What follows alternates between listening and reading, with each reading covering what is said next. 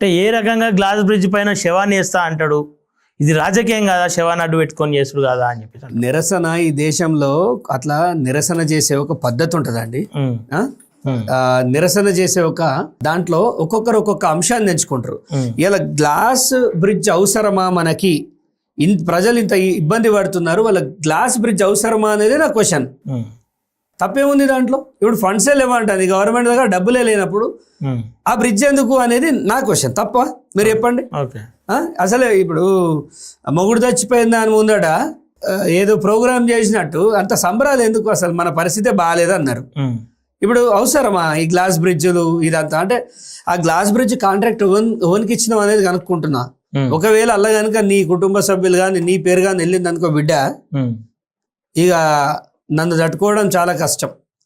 నేను ఎంత దూరమైనా పోతా మంత్రి గారు, రేపో మాపో మాజీ మంత్రి అనాల్సి వస్తుంది. నీ కర్మగాలి నీ మంత్రి పదవి పోతే మాత్రం ఇక నీ అంత దురదృష్టవంతుడు లేడు. ఎందుకంటే మంత్రిగా ఉన్నప్పుడే నీతో ఇట్లా పెట్టుకున్నా అంటే నువ్వు ఇక ఎమ్మెల్యేగా ఉంటే నన్ను తట్టుకోలేవు. మరి 100 బీపీ గోళీలు మింగిన తగ్గది.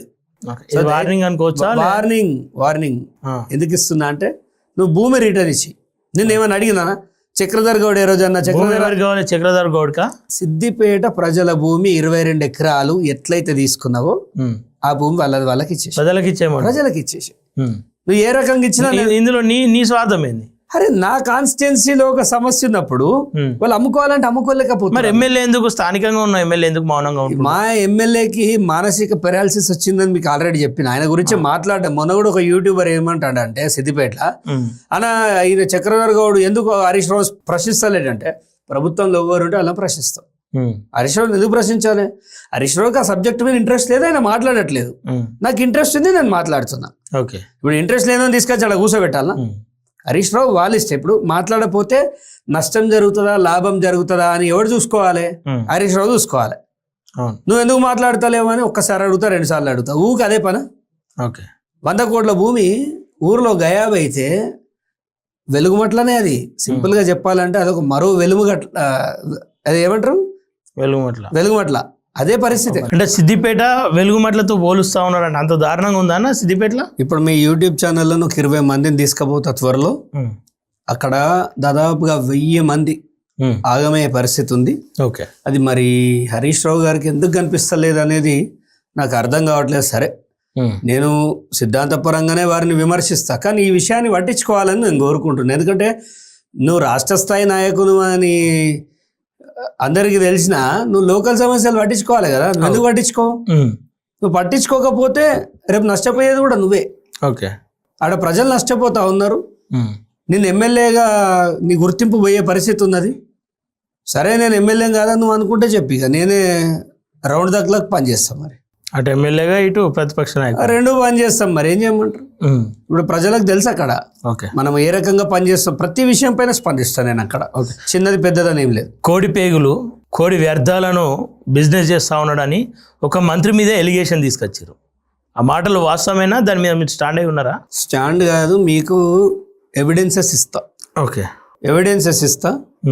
అక్కడ ఉన్న స్థానికుల్ని కరీంనగర్, అక్కడ ఓవరాల్గా జిల్లా ప్రాబల్యం ఎక్కడ దాకా ఉందో అక్కడ చికెన్ వేస్టేజ్ మొత్తాన్ని కలెక్ట్ చేసి కొన్ని కోట్ల రూపాయల వ్యాపారం చేస్తారు.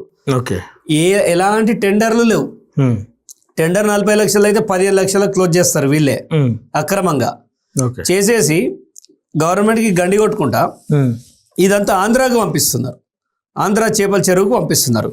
దీనిపైన నేను ఇవాళ ఆరోపణ అని మీరు అనకండి, ఎందుకంటే దీనిపైన నేను ఇది చూడండి, వార్తా పేపరు గతంలో రాసింది. ఈ న్యూస్ నేను రాలే. అండ్ ఎవరైతే మంత్రి గారి పొన్నం ప్రభాకర్ గారి పిఏ అంటావా, పిఆర్ఓ అంటావా, ఓఎస్డి అంటావా, అన్ని ఆయననే, శ్రీనివాస్ రెడ్డి అని, ఆయన ఇదంతా డీలింగ్ చేస్తుంటాడు. నేను విత్ వాయిస్ రికార్డింగ్ వాళ్ళ వ్యవహారం బయట పెడతా. నా దగ్గర ఉంది. సమయం వచ్చినప్పుడు అన్ని బయట పెడతా. ఇది కాదు అని పొన్నం ప్రభాకర్ తోటి అనుమానం, ఏదైనా మంత్రి గారికి చెప్పేస్తా, పెద్ద విషయం కాదు, జల్లి అయిపోతుంది, నాకు ఎంత ఇస్తారని మాట్లాడుతాడు దాంట్లో. నేను ఇంత ధైర్యంగా చెప్తున్నా, శ్రీనివాస్ రెడ్డి ఓఎస్డి అంటావా, ఆయన ఓఎస్డి అనుకుంటారు, పిఆర్ఓ అంటాడు, పిఏ అంటాడు. ఏం పని అండి వీళ్ళకి? వీళ్ళకి ఏం పని చెప్పరాదు? ఏం చేస్తారు మీరు జిల్లాలో? మా అన్నను అంటావా అంటారు, బరాబర్ అంటారు. అవినీతి చేస్తే మా అన్నను కూడా అంటా నేను, నా సొంత అన్నను కూడా అంటా నేను. ఇదా నేను ఎన్నుకున్నది? ఎందుకు? కోడి పేగుల బిజినెస్ ఓడి చేస్తాడండి పాపం. బతకలేని వాళ్ళు చేసుకునే బిజినెస్ అది. ఏదో చిన్న వ్యాపారం అండి.